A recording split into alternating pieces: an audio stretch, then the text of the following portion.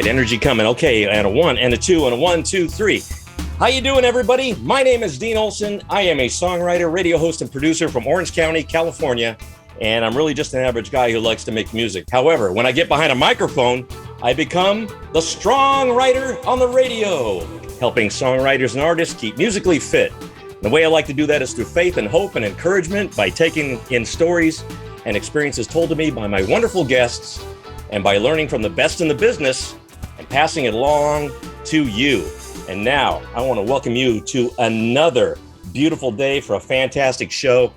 And, you know, here in Southern California, we are fortunate to have very nice weather.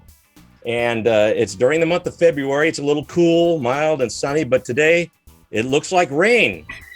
That's right. The woman you're seeing on the screen right here is Rain Perry. She is, in my estimation, a very socially conscious singer-songwriter whose heart tends to bleed a little when I listen to her music, but that's okay because she pours that into some beautiful music. And she has a new project, Rain does, a 9-song CD called A White Album. It is set for release on April 15th, which seems appropriate, that date, because the first single is called The Money.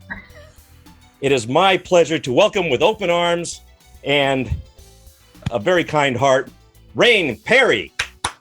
Hey, Dean. Nice to be here. Nice to meet you. All right. So now that I got all that scripted stuff out of the way, and maybe I can sort of relax a little bit, I'll take a deep breath and just sort of enjoy myself with you. That's how my show works. Where are you right now? Because it sort of looks like you're in their motorhome or something like that. I'll show you. This is my 1941 Vagabond trailer, which is my music studio. Awesome. Office. It's the replacement music studio because my other one burned in the Thomas fire, actually. Oh, no kidding. My house survived. Yeah, my house made it, luckily. Wow. Unlike some of my neighbors. But anyway, this is my few years old space. So, and I'm up in Ojai. Oh, you're in Ojai right now? Right there? Mm-hmm. That's where, how long you been up there in Ojai? Since junior high. Yeah, now we're close in age, Yeah. so that's where Jamie Summers used to live up there, the Absolutely. Bionic Woman. It used to say that on the sign when you drove into town. It said birthplace of Jamie Summers. And finally, yeah. a couple Isn't years that weird? ago, Us late. They say, "Okay, boomer," you know, that kind of thing. Anyway, we're not boomers. I know we aren't, but it's very nice. You started off with a big story. I didn't know there was the Thomas fire that you were involved in. My last record before this one that's coming out right now was called Let's Be Brave. And a lot of it had to do with surviving a major, prevailing in spite of challenges. And there was a song on there called Vapor, which was about how the things that we have are not going to last forever, but what does last forever is the connections that we have to each other. And that's the thing you can depend on, whatever else happens. Well, it's nice thing about writing songs, from your own experiences and everything. That I don't know what your fan experience is, your friends and fans that you have, but I'm sure they can probably relate in some way, or, somehow you might touch somebody's heart with the words you tell, in your own experiences when it's, I hope so. when it's going on. You have a brand new album, and I'll talk about that in just a second, but are all your albums a little different, or do they all have a running theme, all of them? I mean, if there's a running theme, I guess it would be that things are genuinely tough, but we have it in ourselves to figure it out. I think that is a running theme. I mean, I faced some, like everybody, I've faced some challenges in my life, and have had some wonderful support from, I think that's my message is that we can do it. Yeah. I think that is the message. How many albums have you had so far? This is my 6th. This is the one that we're going to talk about in just a minute. Yeah. That's your 6th one. I happen to have it right here. This is Rain Perry's little CD. And look at that. Who's this little friend right there? That is I love him. That is a tiktaalik, which is the transitional creature, they think now, that first came from the sea and went on to land. And he's my metaphor for being able to come from one environment and a set of influences and be able to evolve and grow and adapt to change. And you're never gonna. He's not a perfect fish, and he's definitely not a perfect land animal yet. He's in the process, and that's kind of where we all are about a lot of this stuff that's going on these days. Tiktaalik. That's easy for you to say. My yeah, goodness. No kidding. How did you learn? How did you learn about that? Somebody turn you on to this, or no? I was researching. I was looking for a metaphor. I was looking for the right metaphor, and I was thinking about because there's a song on the record called "This Is Water," about and it has the metaphor of from that David Foster Wallace essay, which is also called "This Is Water," about when you're swimming in something and breathing it, you don't even know it's there. There's a little joke about the goldfish, and they're asked, how's the water? And they're like, what's water? Because they're in the middle of it. And so I started thinking about water, and then I started thinking about salamanders, and that wasn't right. And then I just stumbled on that guy. And the drawing is done by a really wonderful and pretty famous cartoonist named Lucy Bellwood, and she's actually from my town too. Oh, good. And I talked her into designing the album cover, and I'm pretty excited about it. Oh, what a nice connection there. That's great. Yeah. She's good. Oh, I'm glad you mentioned a little something about that. That's actually the last track on the album that sort of ends it up. So very nice track too. And you had somebody called Ben Lee. What was his participation? Because I hear his voice. Yeah. Yeah. Ben Lee is a pretty well-known Australian singer-songwriter. He's been an indie rocker kind of celebrity in the indie rock world for quite a while. And he and I became acquainted because we both had songs on the same television show, and we both had the strange experience of being cast on that show to play ourselves. And so we met there physically, but then also we have been involved in some of the same kinds of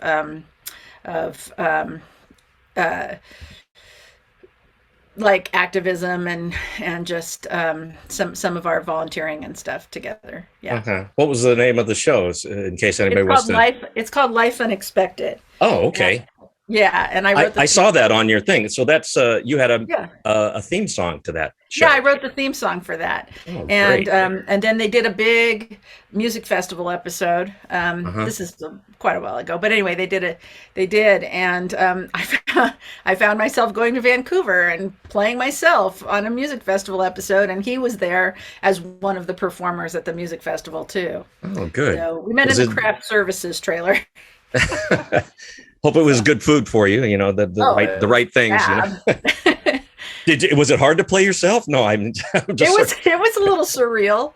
Yeah, because you sort of have to act like you're performing, right? I was a performance? Just singing. I didn't have a scene like where I talked or anything. I was just lip syncing. But they hired a real band and they made them learn the songs so it looked authentic. Yeah. And so I just stood there and pretended I was at a big music festival for a couple days. Yeah. It was actually, I do have a funny story about that. When I was coming into Canada and going through passport control, the agent was not super friendly, and she was like, "What is your purpose here?" And I said, "I'm here to work on a TV show." And she was grilling me about why they didn't cast someone Canadian, Oh. And I said, I see. Yeah, I've heard about this kind of thing. Myself. Yeah.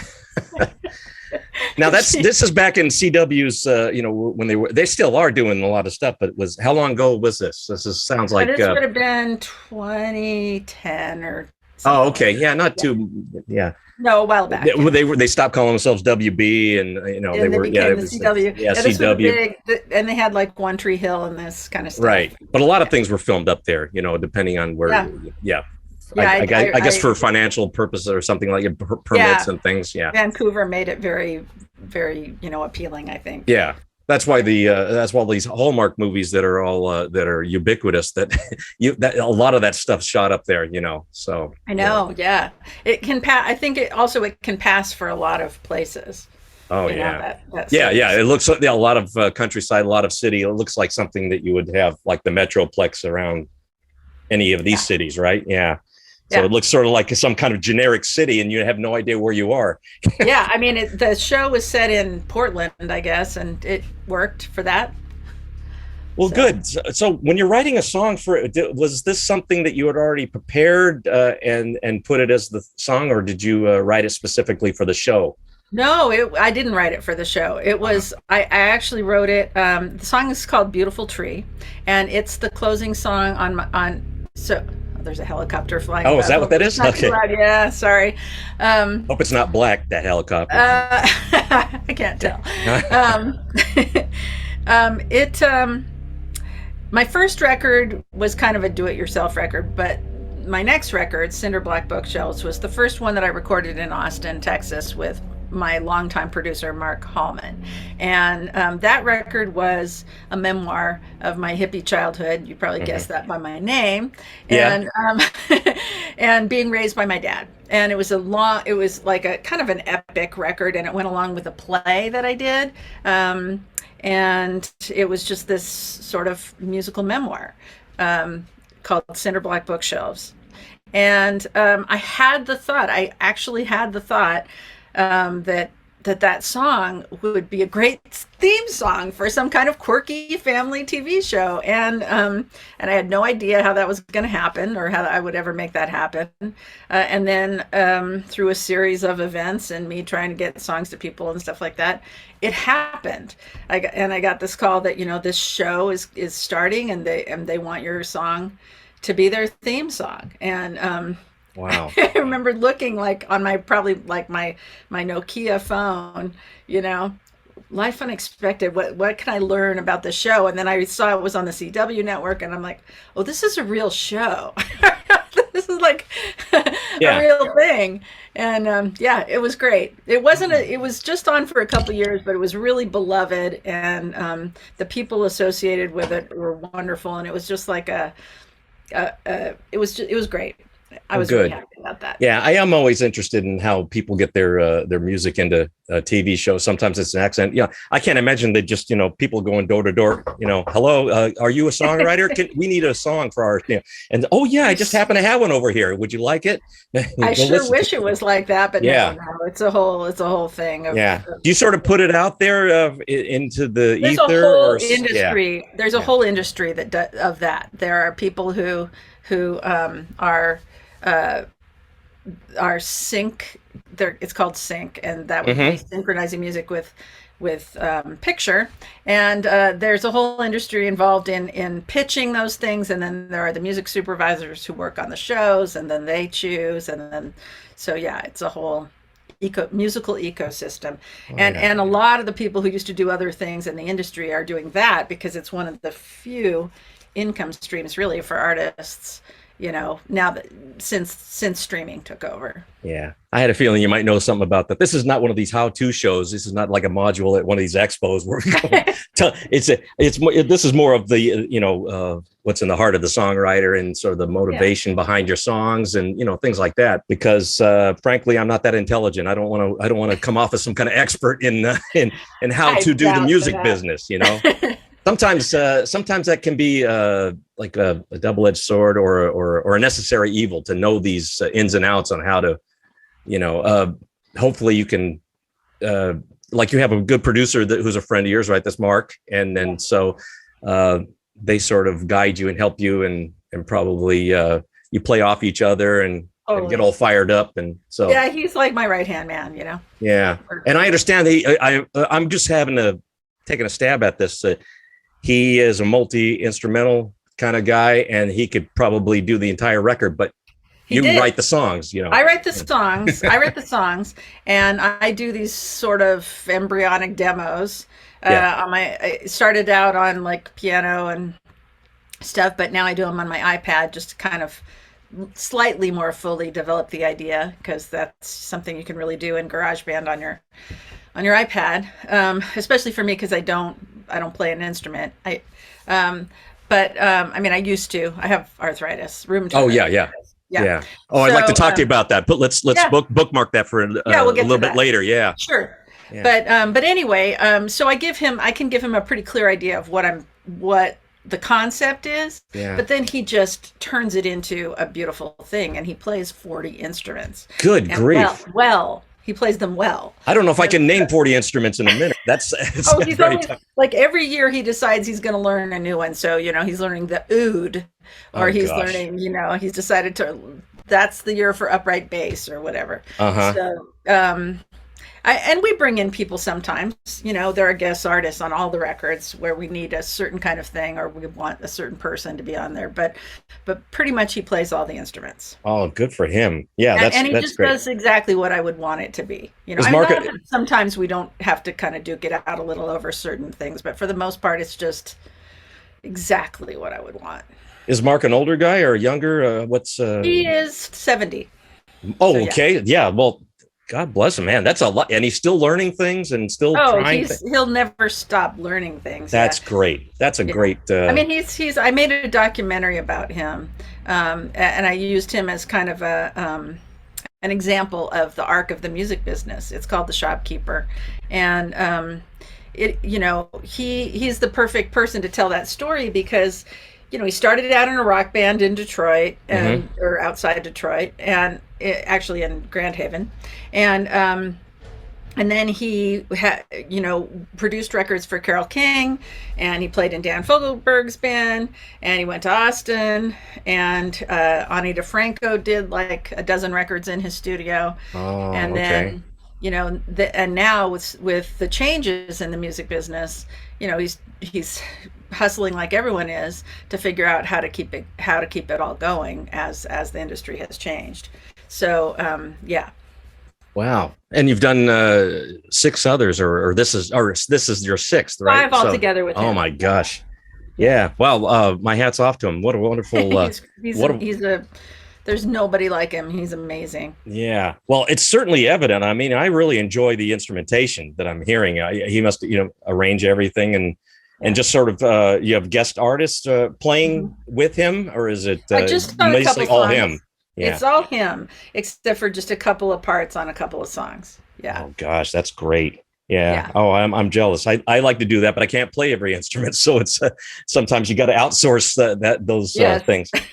Now, tell me real quick because you did mention the arthritis. Now, I can relate because that's one of the reasons I don't do much music anymore is because I played bass and was just when I was learning it and getting proficient on it, my fingers started to become Oh, that's hard. atrophy or whatever like that, and I'm Mhm. still they still work. I can still use them, but Yeah. I have a feeling if you don't use them for other things, they're gonna they're gonna sort of quit on you. And I have Well, that fear. bass is hard too. You need a Yeah, lot of finger strength for that. Yeah. yeah, Yeah, I mean, what I have is rheumatoid arthritis and autoimmune illness, and I got it when I was 22. oh wow, So that's when I stopped playing the guitar.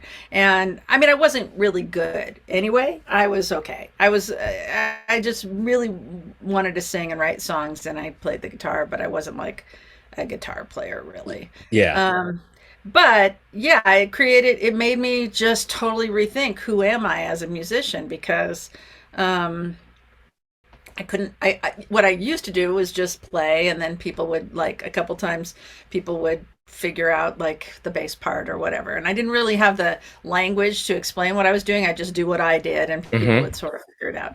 And once I couldn't play, I had to learn how to think and speak like a musician. So it was kind of ironic, but I became a musician more once I couldn't play.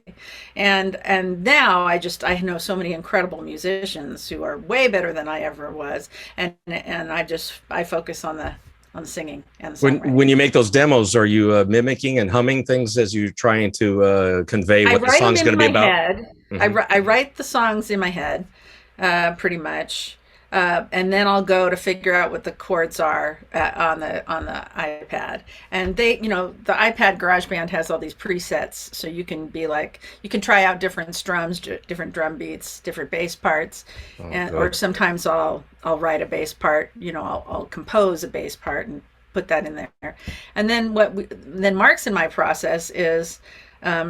I send each of those tracks to him as individual tracks, and he just goes about replacing each track. Hmm. So he'll go record the drums, real drums, and then he'll do the bass, and or whatever. He'll start with the guitar, and we just sort of collage it from there. Oh, sounds That's like a one thing great I'm not system. sure.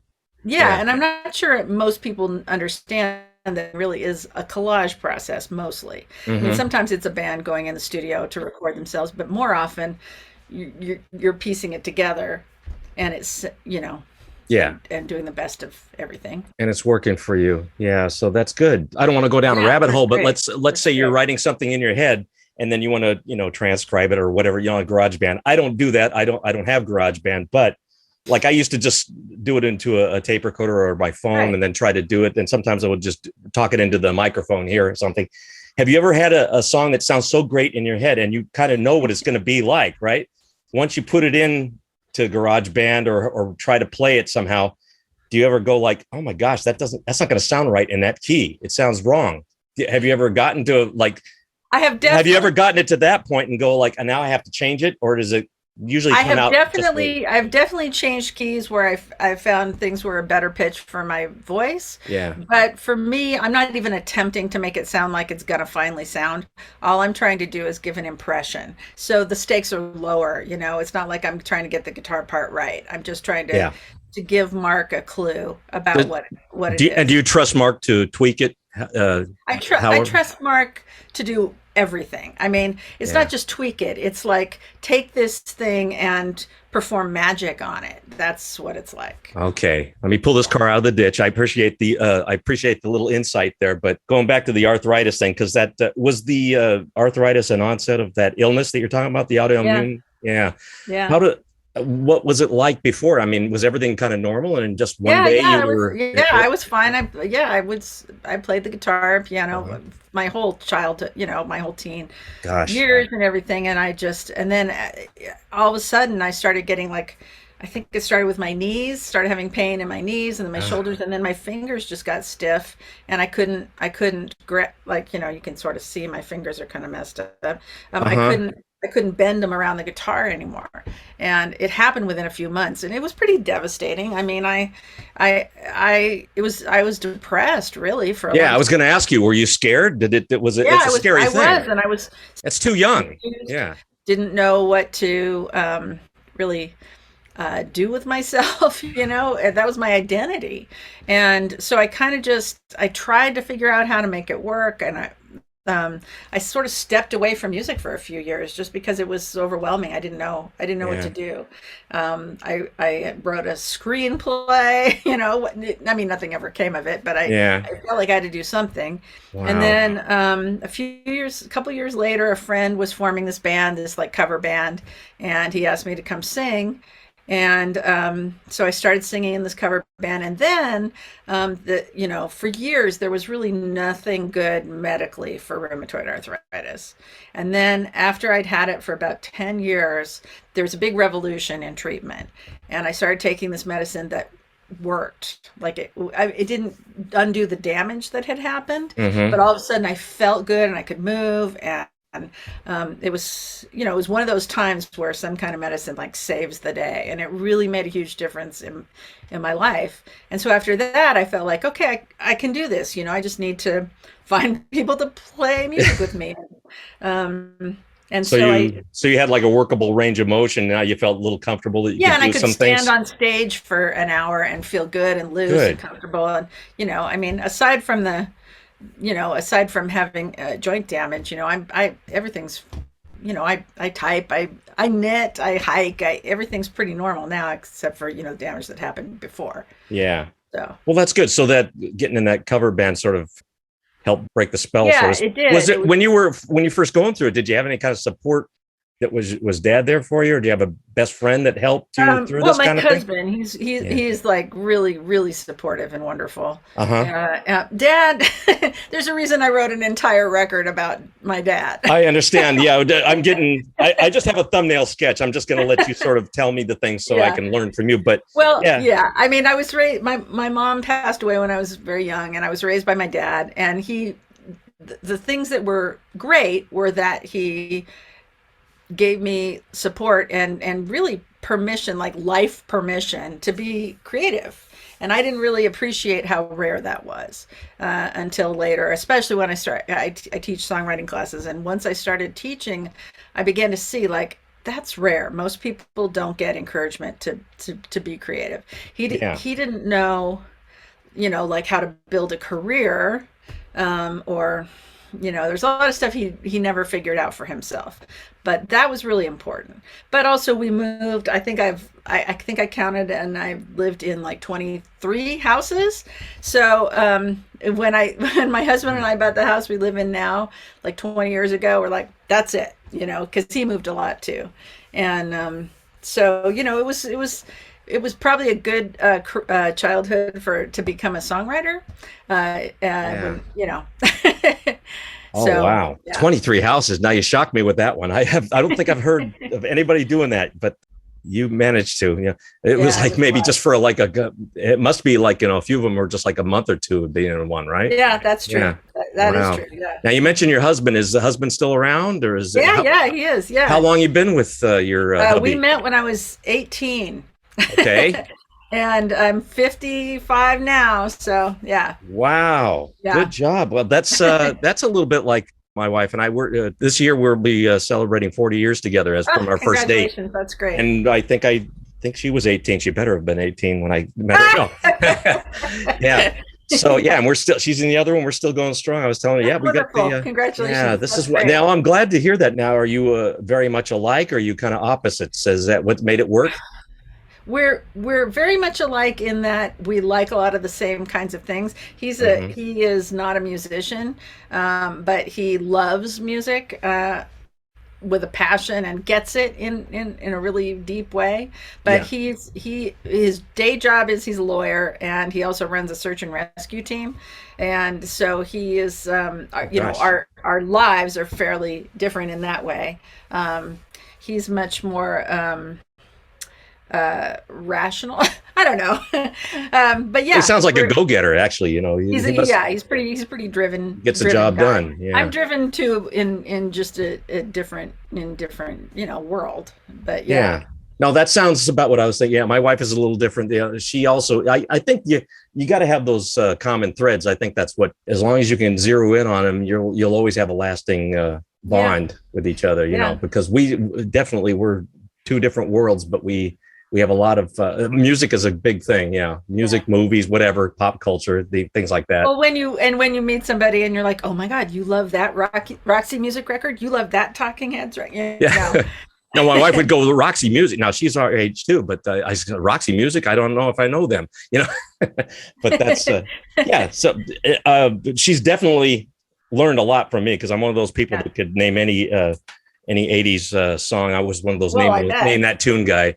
Yeah, So I mean, and doing this show, just shows oh how much yeah, you love music. oh absolutely, yeah. And I like creating it. I wish I was doing like what you're doing, given Mark's pedigree, you never give up. He just keeps it up. So Yeah, that's nice to, absolutely, absolutely, and and he's not just like doing the same thing. He's actually, no, expanding each time.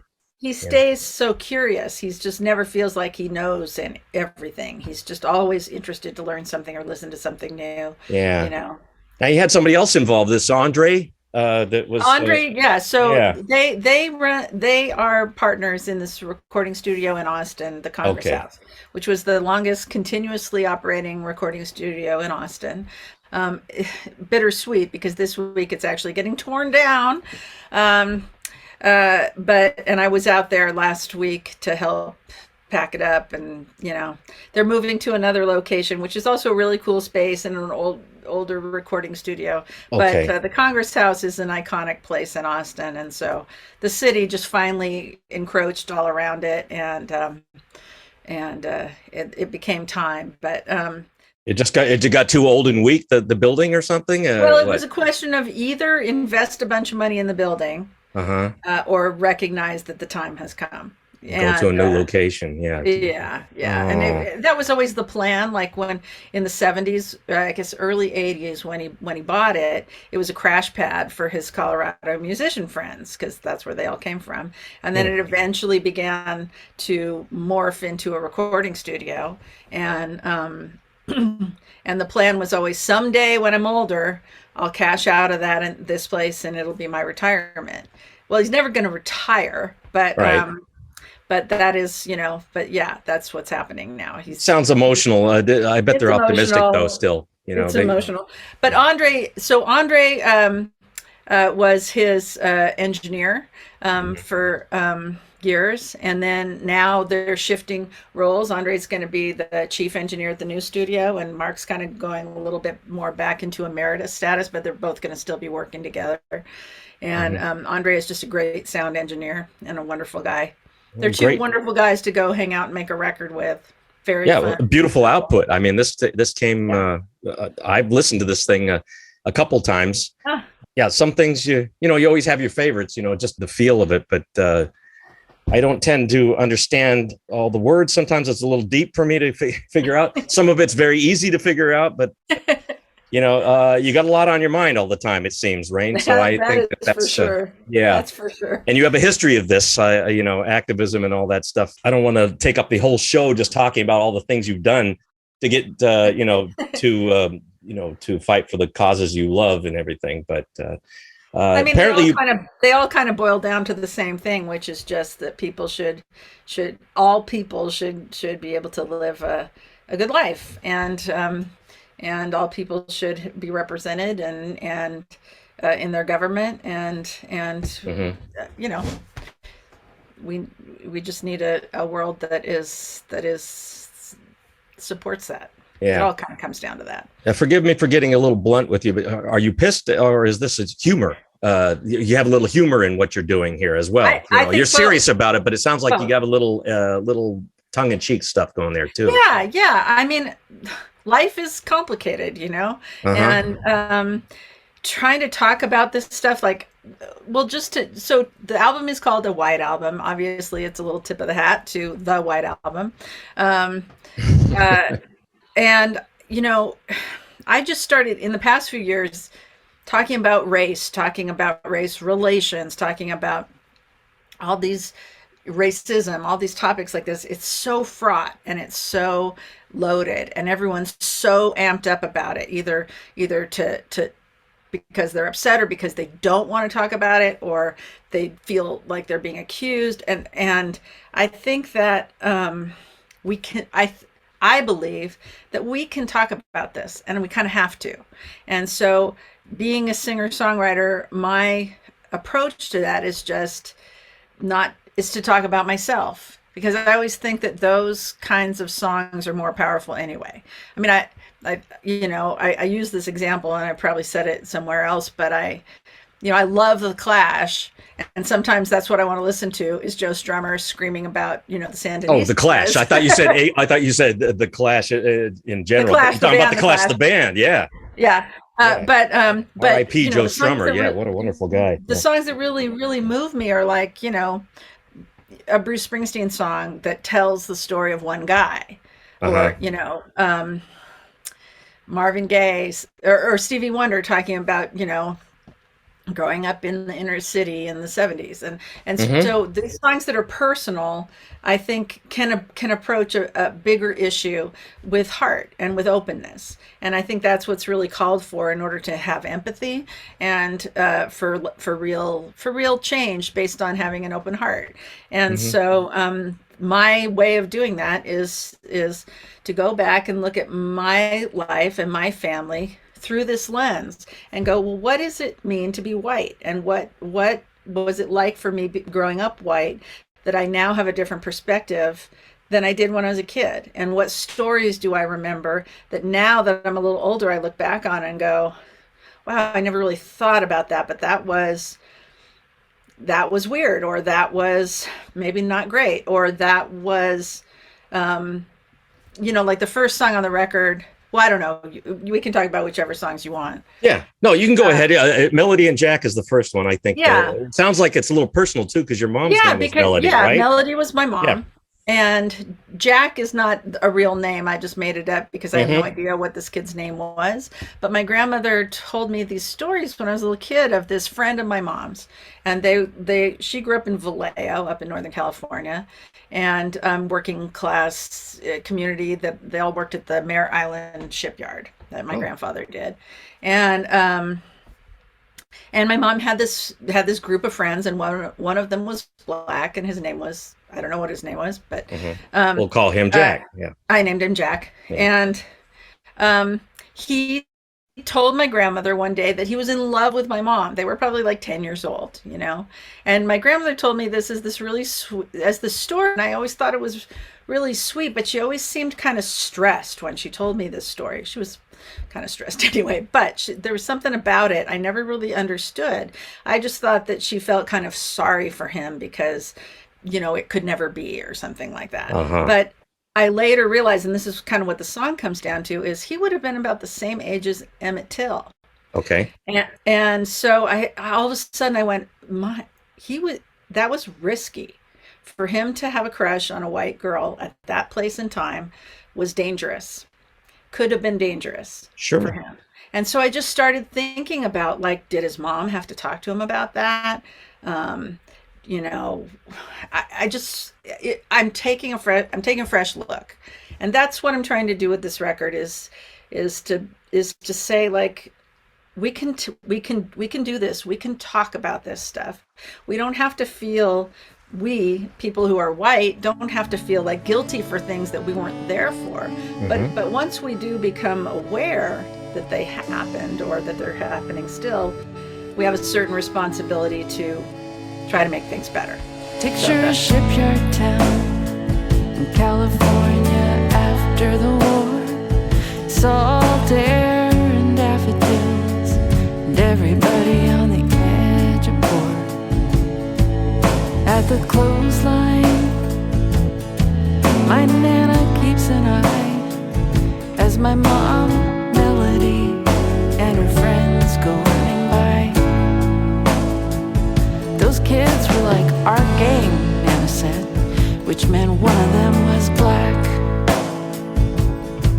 And then her face got strange as she told me about Jack. In her kitchen one day, when the rest had gone to play, he smiled at my Nana, and this is what he had to say. I love Melody, she's the girl for me. I'm gonna marry her one day and raise a family. Then off he went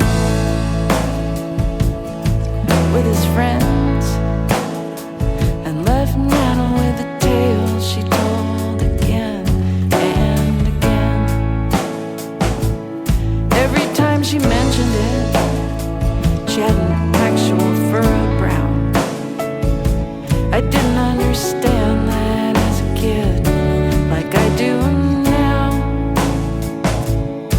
I felt bad for him, 'cause it was so impossible.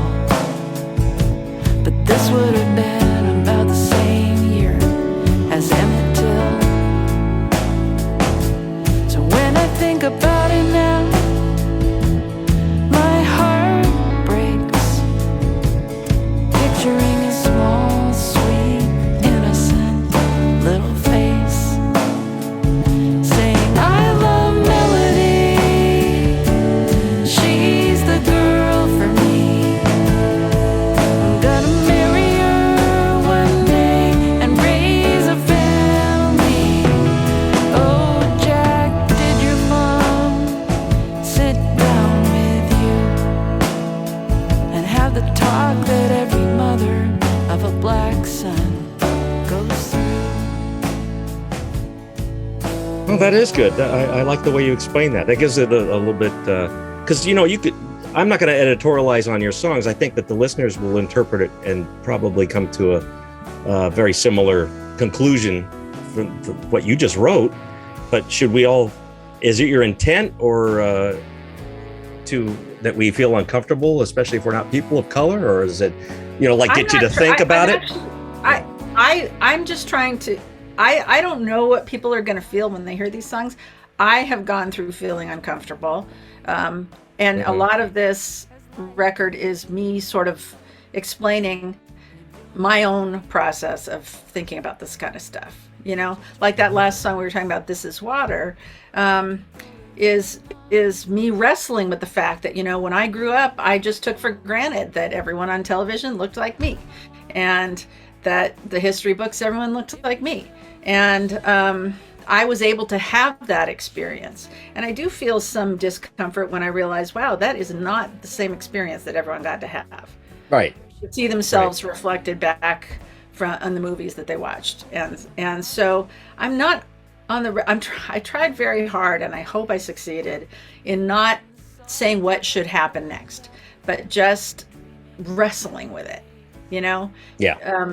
Just saying, this is what I'm thinking about, and this is what I see, and that's it. That's what I tried really hard to do in most cases. Okay. There's one song about ladies calling the police on people just living their lives. Oh yeah, I did see that one. And I sort of got I inferred it anyway as being that little meme that you heard about that woman that called the people who were having the barbecue or something. Yeah, yes, it became a whole internet thing. Barbecue Becky. Yes. Yeah, and then I guess that's still sort of it evolves into other Karens and all this other stuff that goes on. But, yeah, I mean, I just there's May I say that the internet's a wonderful thing, but it's also a big pain in the ass, and I don't like it sometimes because politics and everything else is downstream from pop culture, and if internet seems to be creating its own culture.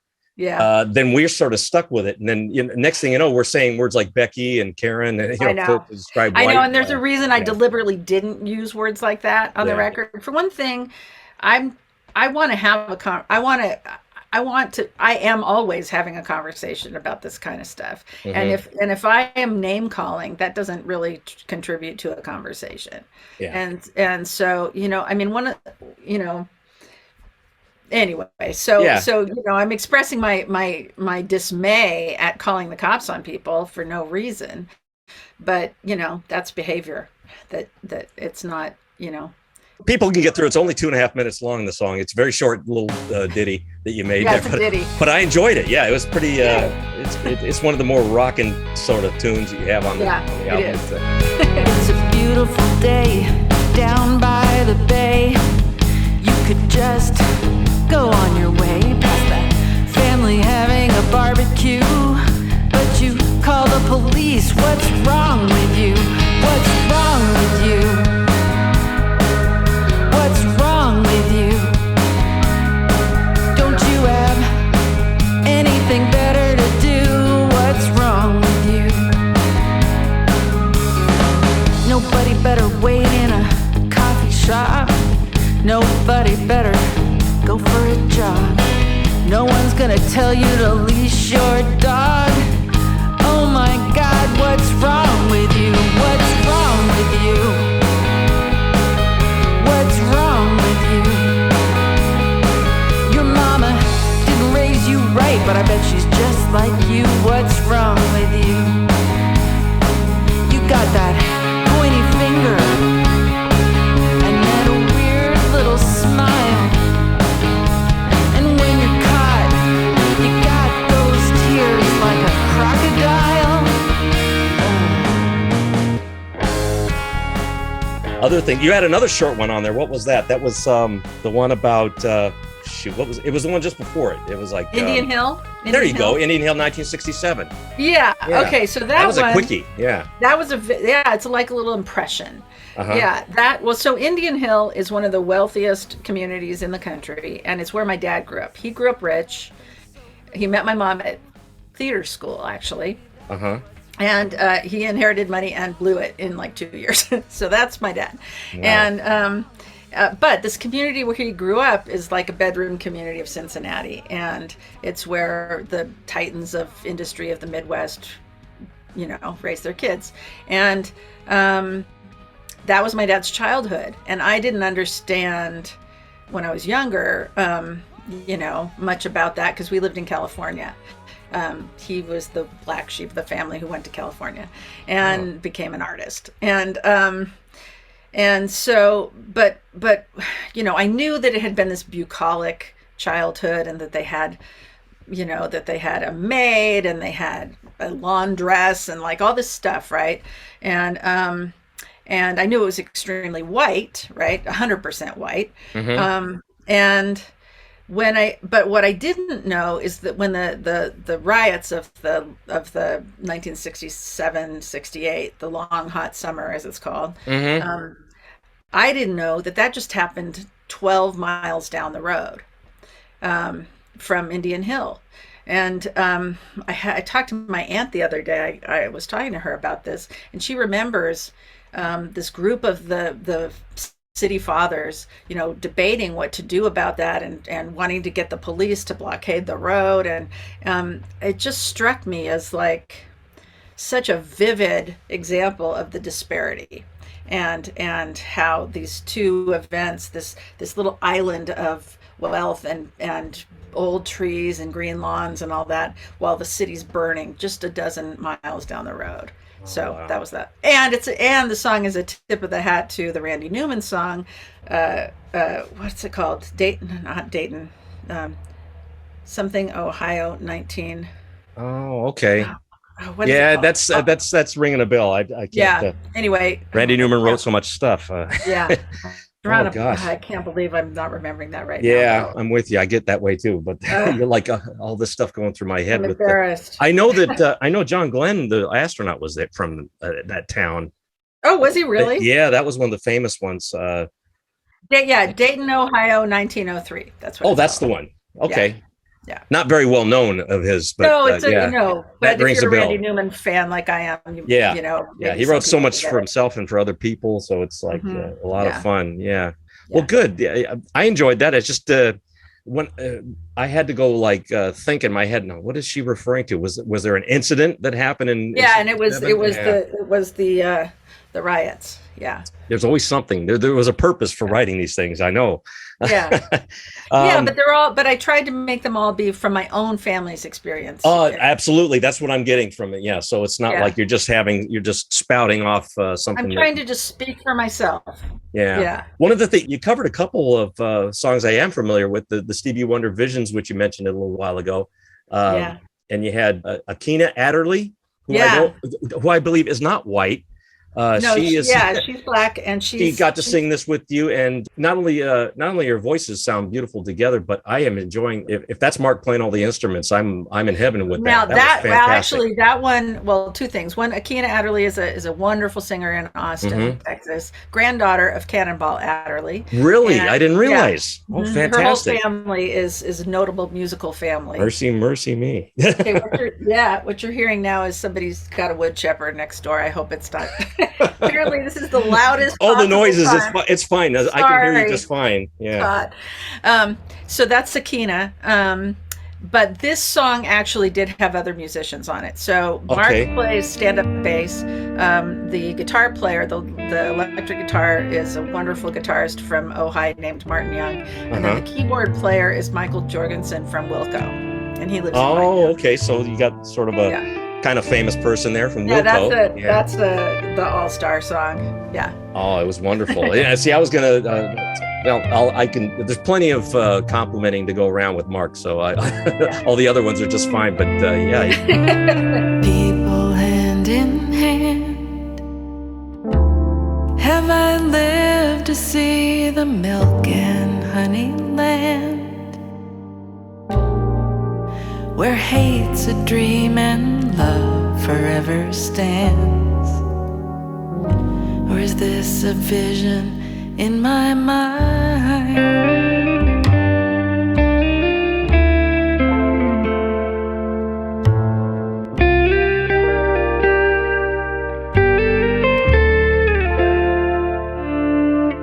The law was never passed, but somehow all men feel they're truly free at last.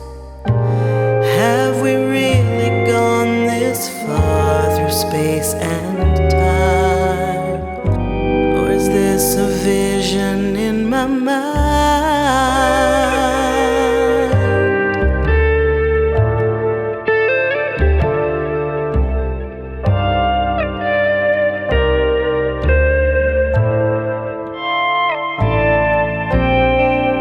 not one who make believes.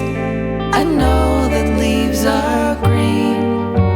They only turn to brown when autumn comes around. I know just what I say. Today is not yesterday, and all things have an ending.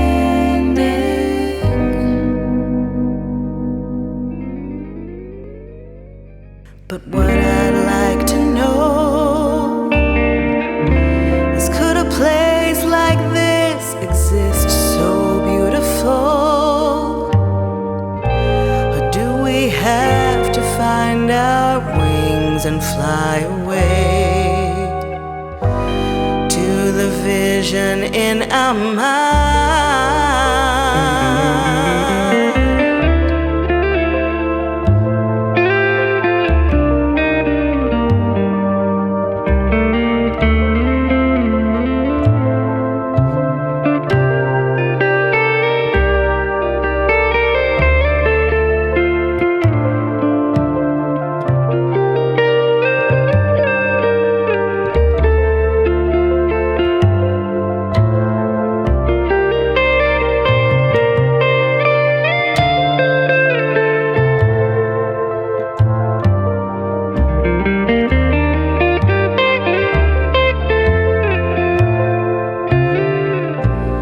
I'm not one who make believes.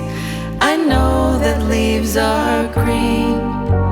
They only turn to brown when autumn comes around. I know just what I say. Today is not yesterday, and all things have an ending.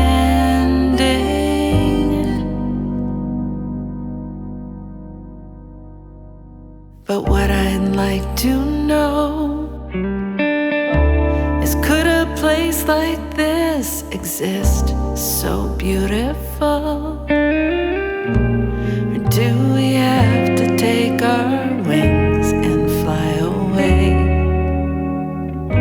into the visions in our minds?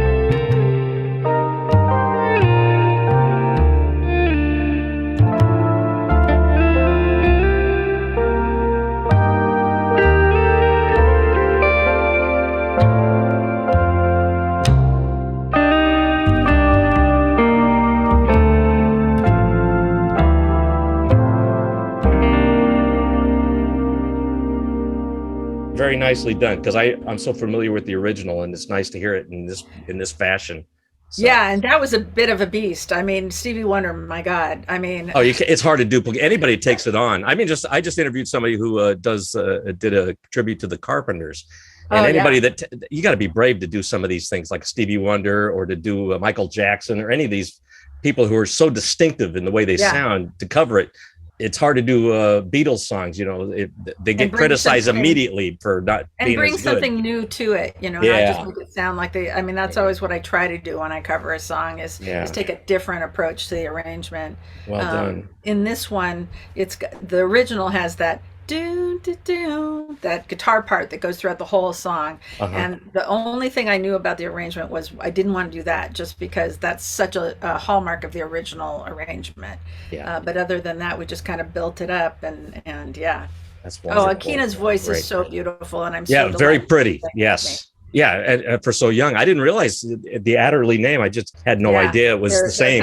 They're kind of royalty. Yeah. Wonderful. Yeah. Now the other one that was a cover was "None of Us Are Free," and that's That's semi-known, but I remember Ray Charles doing it. So that was my That's the first that was my version, one. I think. Yeah. I had heard it. I heard Solomon Burke's version, and I thought it was a great song. Yeah. And I was looking for. Both have great voices for that song too. You know, Solomon Burke is oh man, his massive, version is great, wonderful. But lots of other people have covered it. Maria Muldaur did a version. Leonard Skinner did a version. Oh, really? I'm not sure who. I think the guy from Three Dog Night did it once. Oh, okay. It takes on. Well, it's one of those Barry Mann, Cynthia Wilde things that they did. Right. You know? Exactly. Yeah. Yes. And then that's Betty Sue singing. Betty Sue, Yeah. now you're the third person that I've interviewed who has a very close relationship with Betty Sue. I think I had Bonnie Whitmore on the show. I had Rebecca Loby, who's in the group. Yeah, Right. had her on a couple times, and we always talk about Betty Sue. And I said, well, when is she going to come? They have this little trio that they do, right? So Nobody's Girl. Yeah, Nobody's Girl. And I said, well, bring all three on. Let's talk. And it's always, I said, no offense, Rebecca, but I want to talk to Betty. I want to hear, because I heard she's a real, she's a dynamo, you know. Yeah, she is a dynamo. She does a lot of different things. She's one of those artists who just has found, is just endlessly creative in all different kinds of ways. She created a daily planner that she sells. Which that's right. That's right. Yeah, which I've been using, and it's great. I love it. So yeah, she's just doing all kinds of things. Oh, good. An endorsement for that planner that she was. Yes, I'm endorsing it. Yeah, Rebecca told me all about that one. So it was like, oh gosh, Betty. It's great. And if Rebecca hears this, sorry, I wasn't taking a shot at like big deal Rebecca. she basically sold me on Betty Sue, and just to hear her sing is incredible. Oh, her voice. Oh man, it's so. Her voice is so. She's like an Olympian, because it's like she's singing all the time, so her voice is in such good shape, and it's just so. I was listening to that track today actually, and it's just, her voice is so supple, and it. Yes. God, I mean, that's the word that comes to mind. Yeah, amazing. If you just look around you, you're gonna see what I say. 'Cause the world is getting smaller each passing day. Now it's time to start making changes, and it's time for us to realize that the truth is shining right before our eyes. None of us are free. None of us are free. None of us are free. If one of us is chained, none of us are free. And it's a simple truth we all need to see. None of us are free. If one of us is chained, none of us are free.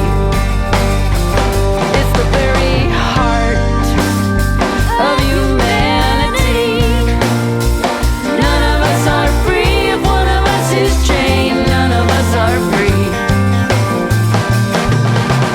None of us, none of us, none of us, none of us, none of us, none of us, none of us, none of us, none of us are free. Oh, none of us, none of us, none of us, none of us, none of us, none of us, none of us, none of us, none of us are free.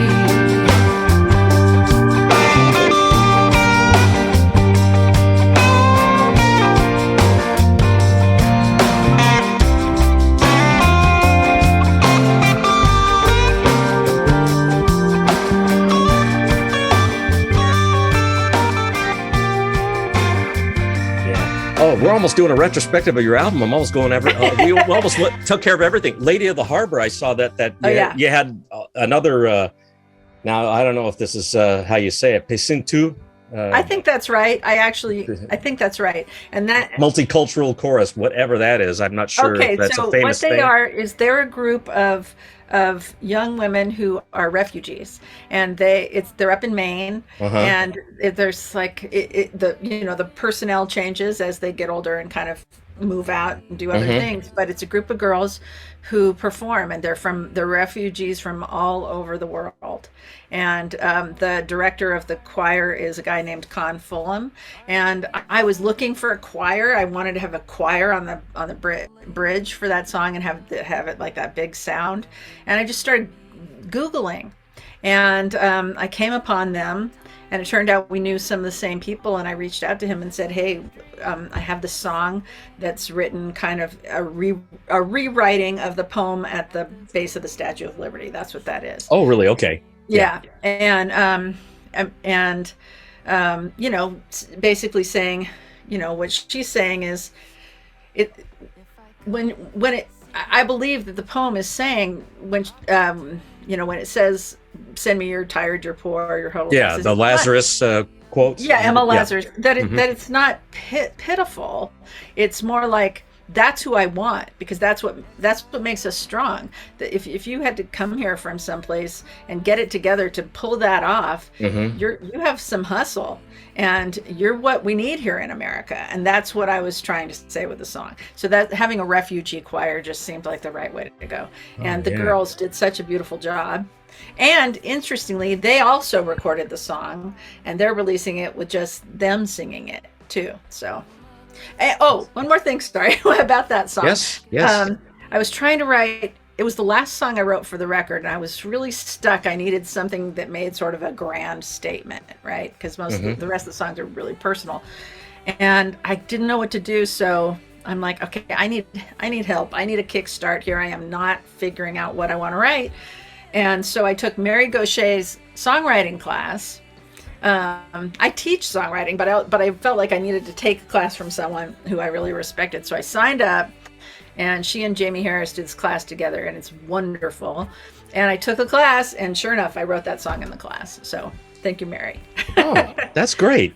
Yeah. It's interesting. Now, we already talked about This Is Water, but just one of the things I wanted to compliment you, just throwing in those little references. You know, I grew up with, you know, Sesame Street and Free to Be You and Me. And I said, Free to Be You and Me seems to be one of those things that was very common in school with us. So I understand. Like everybody had it. Yeah. Yeah. I don't know if that was Marla Thomas's brainchild, you know, but that, you know, she was very prominent on the whole thing. So it's like, I almost felt like she was directing all those people that it was like wasn't that a TV show? The record that we listened to, wasn't that like a soundtrack to the show? Like a special or something? Yeah, I think it was. Yeah. They played it in elementary school when, you know, we'd take a break and they bring it in class and we'd sit there and listen to the songs and the skits that great. they did. The songs were really good. Yeah. Just to say those words was like a quick trip. Yay, I'm so glad. Like a little trigger in my memory there. But anyway, I just wanted to compliment you on that. Two little fish swimming in the water on a sunny day meet another fish swimming the other way. He says, "Morning, boys, how's the water?" They smile and pass him by. Then one fish shakes his head and to his friend says, "What the hell is water?"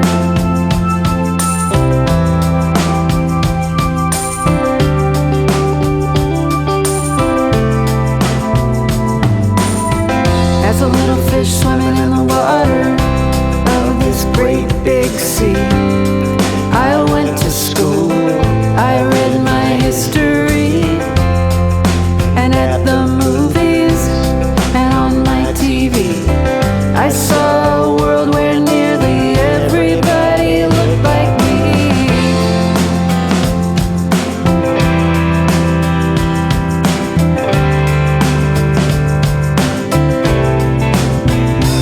You breathe it, you believe it. It just seems like life, so it seems alright when you see it. You can't unsee it. When you know, you know. So where do we go from here?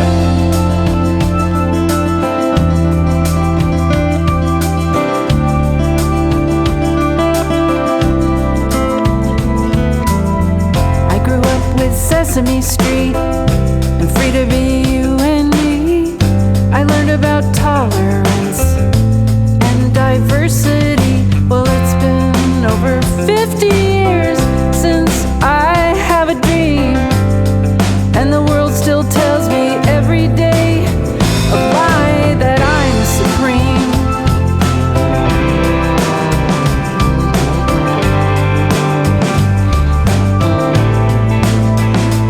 You breathe it, you believe it. It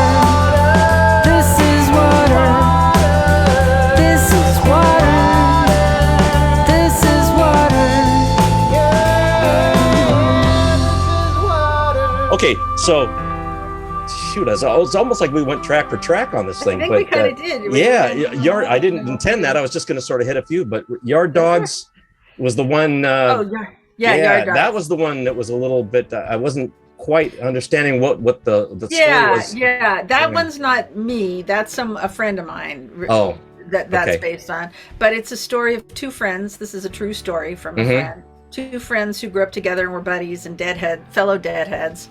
And then once they got to college, they just kind of split ways. And it wasn't, and this was in the 70s. And so it wasn't until years later that the one of them who was white, one of them was Chicano and the other was white. And the one who was white kind of realized, oh, it wasn't, he saw that he had opportunities that his friend didn't have, especially back then. And that they didn't just, drift apart by accident. There were actual things that happened for him, doors that opened for him that didn't open for his friend. His friend went to work for his dad, and he didn't have the same opportunities. In those days, I mean, I know it still happens, but particularly back then, you got put in a track, and guidance counselors didn't encourage people to go on a college track if they, so for that song, I used the song Yard Dogs. Morning Dew. Right. They're two combined songs together. I used it because it's their favorite song, and so I combined them into the story of these two guys, and Bonnie Dobson actually gave me her seal of approval. She wrote Morning Dew. That's very nice. I like that. Yeah. And it says featuring Mark Hallman, yet he's all over this thing anyway. So I know, but he sings on that one. So so that's where it comes in. Yeah. Playing the guitar and all that stuff. So that's all right. So wow. One thing we didn't talk about is the money shot. Now the money. That's the one. That's the one that this is the first single that you're releasing out there, and already it's been. Tell me about that, because it's you do a little sort of a little rapping type of thing in the middle there where you're telling the story. So that's I mean, it's straightforward. It's a little bit. Yeah, it is. It's a little bit. It's a little bit Schoolhouse Rock, I guess. That's a good point. Yeah. It is kind of that. Forget junction. This is like redlining and all those things, right? Yeah. Which I did not know anything about. I have a friend who is a teacher a high school teacher up in Oakland, and quite a few years ago she explained it to me, and I had no idea. I just was like, well, I know that they used to have that this happened in the South, and there were neighborhoods that people were not allowed to buy houses in. What I didn't understand was how those rules affected people for generations because of their the value of their homes didn't increase. And so I was kind of blown away. I was like, well, no wonder things remain so unequal. This perpetuated this inequality. Anyway, so I wrote a peppy little ditty about it, and a three-part silly love songs kind of thing. Yeah. And that's just what happened. That's just how I addressed it. And from the perspective of, my grandfather and me. So. Oh. Now I'm going to have to listen to that with the Schoolhouse Rock in mind. That's almost like you're teaching us a little bit. Even though I guess, because that's... I'm trying not to be preachy with this record. That song... No, that's true. Let me tell you, it's more of like a, laying out some history. But the rest of the record, I think, is more, personal stories. That one is more like that. I always wonder about that because, some subjects, seem to be a little bit in the past. I mean, you don't want to repeat this kind of stuff anymore. I mean, the redlining was... that goes back to FDR, I think, and then they kind of squashed that in the 60s, right? So that was made it illegal. This is what I didn't understand. So, and it's in the spoken word part of the song. But basically, when the GI Bill happened after in World War II, after World War II, returning GIs got the same amount of money, right? They could get a loan. They could go to college. That was the GI Bill. But because of redlining, which was the process of the Federal Housing Administration drew these maps, and they drew maps around the white neighborhoods, the black neighborhoods, and they wouldn't insure the loans if the neighborhoods became mixed, because that was supposed to be a risk to the lenders, created instability. So they redlined neighborhoods, and so the black GIs could buy houses in the black neighborhood, the white GIs could buy houses in the white neighborhood. And what happened was, because the houses in the white neighborhood were in better neighborhoods, they increased in value, but the other houses didn't increase in value. So then when you go to college, you have to take out a loan against your house for a college loan. You can't do it if you don't have equity in your house. And then it just keeps snowballing, and the gap widens, so that by the time it's, legal, now to buy a house in the other neighborhood, there's no way you could ever afford it. So all set to a bouncy beat. I know. It is. It's like yeah, I know. It's the single. Who would have thought? The best things in life are free.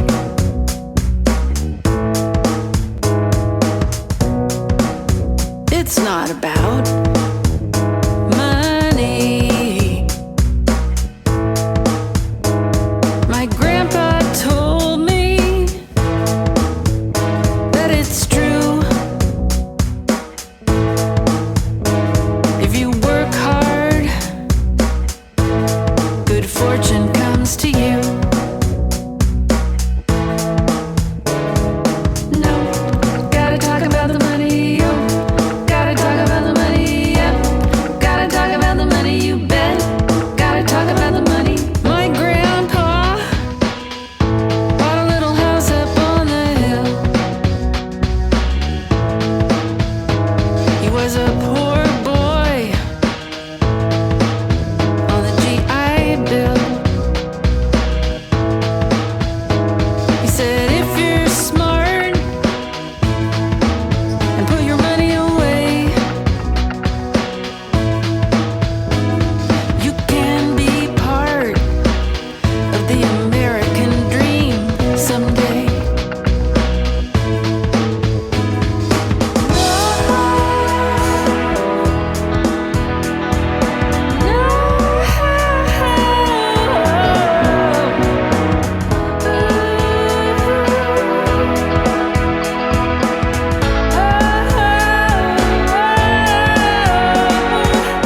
I want to believe he meant well, he was just naive. I'm not saying he wasn't motivated, but now I'm a little more educated. Let me tell you a little story about two GIs, brothers in arms, one black, one white, ready to put the same money down in Daly City or Levittown. But the Federal Housing Administration requires racial separation if the lender wants to get insured, so they each buy a house, just not next door. Both men start a family while the white GI builds equity. So when their kids are almost grown, guess which dad can get a college loan? So we end housing discrimination, and there's no more legal segregation, but the wedge between these sons of soldiers widens as they each get older, because the white GI's kid goes to college, and what he gains is not just knowledge, he gets connections, opportunity that he passes along to his family, like little sayings about rainy days and the fortune that will come your way if you work hard. But now I see those rules were made for my grandpa and for me. So yeah, we gotta talk about the money. We gotta talk about the money, you bet. We gotta talk about the money. We gotta talk about the money. The best things in life are free.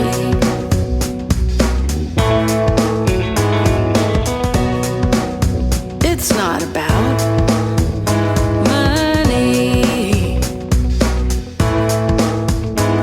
My grandpa told me that it's true, and well, he was just naive. I'm not saying he wasn't motivated.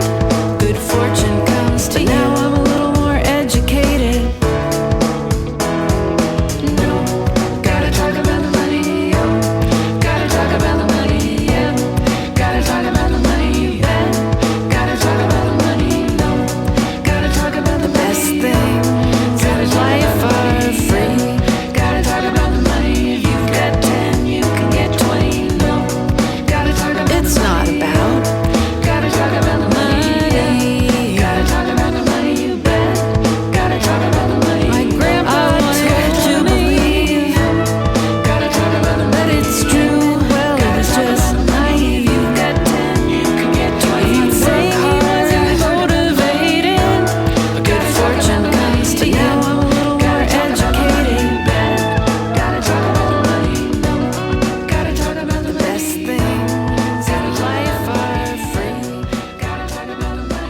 Yeah, so that's good. So I really like connecting and hearing how these things were created and your meaning behind it, because then you can sometimes you listen to it and you start rolling your eyes. Oh, I've heard this story before. You know what she's preaching to us, but maybe that's not the case. Maybe there's a little bit something behind that. You I know? hope I'm not. I'm trying not to. Yeah. If I do on any song, I mean, this one is just sort of like, yeah, it's sort of like, okay, let's get down the chalkboard and see how this happened.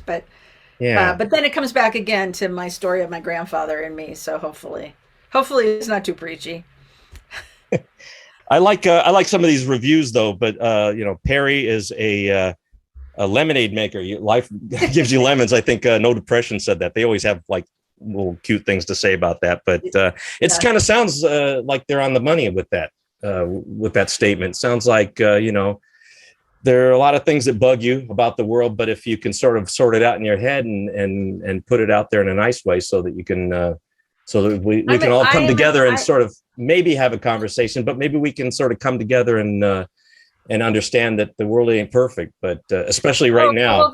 I have no illusions that we're going to end up with a perfect world. I just think that I think that we're going to be able to talk about some stuff that we've had a hard time talking about, and that all we can do is make progress. Yeah. I'm so over arguing about that. Everybody's arguing these days, and I think it has a little bit to do with our technology now. Everything's so instantaneous. Absolutely. If something happens, you know about it before you even look at your phone to see what's going on. It's already been halfway around the world, and people are commenting about it, so it becomes a big issue. Our ideological corners, I mean, absolutely, yeah. So I wondered if I always wonder what cosmic force is behind that, because it seems to split people in half, and make. So I grew up in basically a white area, if you want to call it that. But I had throughout my life many close people, close friends of mine who were black, and always got along. But I'm afraid that reconnecting with them, they may have opinions that I was like not aware of. That because we just didn't talk about that kind of stuff. We just enjoyed being each other's friends, and I liked it better when you didn't know everybody's political bent, and like instantly, you could get the chance to know somebody and not look at them as somebody on the other side of the fence who has a different who might be your enemy. It seems like our default position all the time these days. Is this person a part of my tribe or my group, or are they a part of the other group? And I don't, that's not going to be super fruitful. It's not good for us as a country, or it's not. It's I mean, fairness is not really fairness. There are not two sides to fairness. Fairness is fairness, and but life is nuanced, and what the right way to solve our problems. Those things we can hash out. Yeah. So. I don't want to be a Pollyanna about this stuff, but I do have I tend to be a kind of a cynic and a realist, really. I have both feet planted firmly on this earth, so I understand, but I do have my head in the clouds a lot. And but the way I look at it is that I think people really need to take a deep breath and just think about what it almost seems like if you listen to everybody talk and write, it's the worst of times, and it's the end of the times, and the end of the world's coming, because we're all just at each other's throats. I think people need to think that look at, sort of get the wide angle view of history, and know that things have been a lot worse in the past, and I believe that we can get through this. That's my Pollyanna approach. Like this, I'm very optimistic when it comes to this. We'll get through this. I don't know how it happens, and I hope that we don't hurt each other in the process. Yeah, all the people that we love. I think we have a shot, and I think that we Americans, we as a culture, I just think that the key is to stay humble and listen to each other and keep our hearts open, and be willing to learn. That's really all we can all do, Yeah. So that's good. So we don't all have to agree, but it's nice that if we talk for long enough, I'm sure we'd have something to argue about, you and me. But that's I'm sure. but that's what I do. I mean, I can be by myself and argue with myself. I don't even agree all the time with me. So Well, you've got a device where you can argue with everybody right here if you want to. Yeah, well, because you know what, in the long run, or in the big picture, you do tend to get a little disappointed in some of your friends or people that you've known forever, and they go, "God, I didn't know you talked like this online." You don't say this stuff to me in person, but now I'm seeing that you talk to other people like that. But I am very open-minded, and I can forgive people, but I do go like, wow, why do we have to all be like this? It never used to be, and well, I just think that something about the internet, it's really loaded, and it really does go like make a short circuit to your reptilian brain. It does. And David Bowie, there's a couple of interviews he did around like 2000, and he predicted it so well. The interviewer was asking him about the internet, and it was going to change the way we communicate, and he said, no, it's an alien life form. I vaguely remember what you're talking about too. It takes one to know one, I guess, but but he was right. It fundamentally changes everything, and there's a lot of money to be made from people disagreeing. Oh, for sure. Yeah. You don't want to, you just don't want that in your life. After a while, you've had your fill, right? Yeah, we all need like de-escalation training, Yeah, that's gonna be. It's hard to talk once the cat's out of the bag. It's really hard. You'll get shredded with the claws of that cat. So you got to be careful. Yeah. No. Anyway, it's fraught. Yeah. Yeah. I got a little. I was speaking a little bit from my heart, and I know there's a lot more I could talk with you about, but maybe I should just bow out because you're a sweet woman, and I really appreciate that you shared your music like this. At the time we're talking, we still have a couple months before it's ready to for everybody to enjoy. But I'm going to give people a preview of it. So great! I'm so delighted. I appreciate it very much. I hope you'll appreciate that because I hope that other people will listen to this. Even if they're, not hippies or descendants of hippies like you. I hope so too. I hope that what I've made here is something that opens conversations and lets people feel welcome to dig in to some of these more challenging topics that we're grappling with as a culture. I hope that's what I'm trying to do.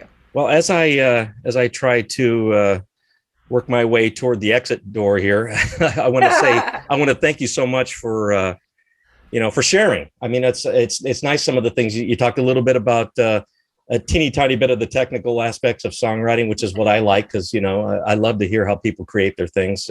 There's a certain kinship that we all feel when we're creative, and not everybody does it in exactly the same way, which is kind of cool. No, not at all. Yeah. But yet you kind of feel like we do, It is a little different. There's some things that are common for sure. Yeah. Here's the plug. Rain Perry, A White Album. It's going to be due out on April 15th, 2022. And how do you suggest what's your best way to get this thing and to learn more about Rain Perry? Well, website perhaps on the internet? Yes, I certainly do. Yes, rainperry.com. It would be the place to go. Okay. For sure. And it'll be out, everywhere, wherever you find your music. How long have you been doing this now? You had 5 albums previously. When did you start making all these? When was your first album? My first record, the kind of DIY how you make a record came out in 2000. Okay, so 22 years. Yeah, the first but then it was 8 years before my record with Mark came out, because that was just a huge first record with Mark. So so I've been doing this for over 20 years. Wow. And then you got your that song that you got in the TV show. How long between the first part of the album? Came out in 2010, I think. Okay, so it took it wasn't overnight stuff, but you were patient, right? You knew this is what you wanted to do with your life. You keep trying things and seeing what you catch. Yeah. Obviously we're ending the show, but I always like to, when I explore that kind of thing, I always want to know how, when did you when you started, when did the idea in your head start to come about that I want to kind of do this stuff that I hear other people doing? I want to be a songwriter. I want to be a performer. My whole life. I mean, Yeah. my mom was a songwriter. My grandmother was a songwriter. It always just seemed like something to be and to do. I think I wrote my first songs when I was like in the 5th grade. Yeah. I mean, I didn't know how you would make a career out of it, but yeah, I always wanted to do it. Yeah. I always hear stories, people I've talked to, some of them don't take it any farther than high school. They tried it and then they moved on to a new career or stuff like. But it's always interesting when you take that dream and you keep it up. That you obviously have you got the bug or something you can't shake it off. That's part of your soul, right? I can't not do it. Yeah. You've done, and plus you had the the ailment, so to speak. But I'm really glad. So now that it's 2022. How is your condition with your, your arthritis and everything like that? I'm feeling good. Yeah, really good. That's good to know. It's, it's there, but I'm in general feeling good and strong and do all the stuff that I do, Yeah. Well, I appreciate that you picked your studio, your mobile studio or whatever. Does this thing roam around, or is it kind of fixed in a spot? It's capable of it, but I just have it parked. Yeah. Yeah. Yeah. The reason I was going to really be embarrassing myself when I opened the show, I said, "Oh, you're in your motorhome." It is, but it just looks like one because I've been in these. It is one. They look like it. Yeah. So, but it doesn't seem like you could do enough, but more, you could, I guess, all you need is like maybe a laptop or something like that. And you got enough room to create something. You can't see them. Let's see, maybe I can. Oh, wonderful. There's panning capability here. And yeah. I mean, since I don't actually record my records here, just demos, it's fine. I mean, I have recorded some vocals in here, but, it's not really soundproof. It's more just like a creative space. How far away from other people's ears? Can you scream and do all kinds of things? I could, but my next door neighbor is a drummer, so. So they compete. Then you're probably the one going like, "Hey, I'm trying to create something here," and you're boom, boom, boom, boom, boom, boom with you. He's a really good drummer, though, so it's fine. Thank God for that. Yeah. Oh, I had just add. I think this is just a wonderful life you carved out for yourself, and it probably by happenstance this is how it is. But you sounds like you got a good life with your husband out there in totally in Ojai, and yeah, we passed through the place, but we never really stopped into. So I don't know about those signs that say birthplace of Jamie Summers and all that stuff. So well, we've been talking about it. My wife and actually, we have been talking about going that direction.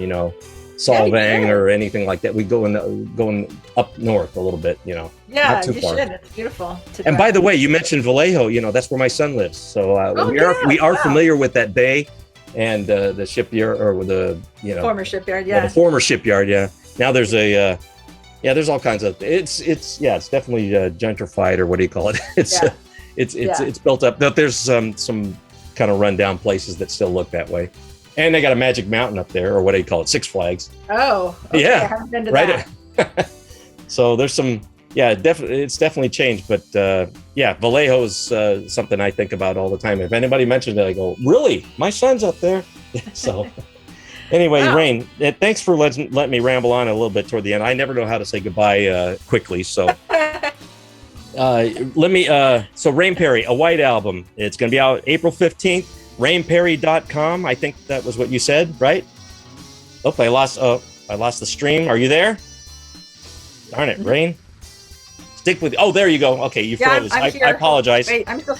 Yeah, I don't know. My internet kind of cut out for a second. Yeah, I don't know if I froze on you as well, but you. Yeah, I don't know. It was a flattering picture. You were smiling, so that was good. Oh, that's good. I'm here now.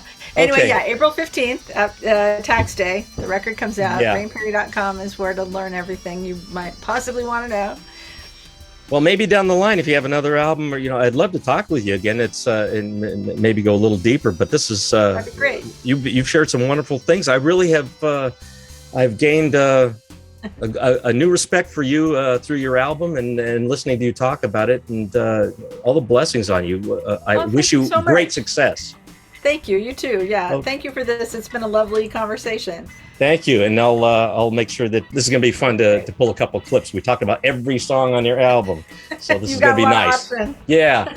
Anyway, I can't wait to share it when that happens. That'll be great. I'm going to let you go. By the way, is it windy up there? It's been windy down here. Does it get windy in Ojai? It isn't, but my friends in town say it's blowing like crazy down there. But up here, it's okay. So we'll see. Yeah, there's all. Yeah, just don't get in any fires up there. That's all I pray for that. Ugh. Yeah.